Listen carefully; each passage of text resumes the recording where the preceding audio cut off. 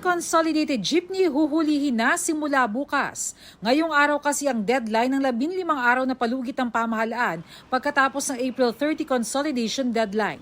10,000 piso ang multa sa mga mahuhuling tsuper ng unconsolidated jeepney. Hiwalay pa ang multang 50,000 pesos para sa ibabiyahe nilang sasakyan na 30 araw na mai-impound. Austria nangangailangan ng mga skilled at professional na Pinoy.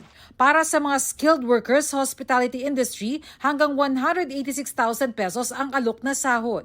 Hanggang 225,000 pesos naman sa mga nasa healthcare. At hanggang 373,000 pesos naman sa mga IT professional at engineer. Pwede rin maging permanent resident, magka-access sa healthcare at ibang social services. Ang mga kaanak, pwede rin magkatrabaho sa Austria. Bernadette Reyes, nagbabalita para sa GMA Integrated News. Huwag magpahuli sa mga balitang dapat ninyong malaman. Mag-subscribe sa GMA Integrated News sa YouTube. Sa mga kapuso abroad, subaybayan nyo kami sa GMA Pinoy TV at sa www.gmanews.tv.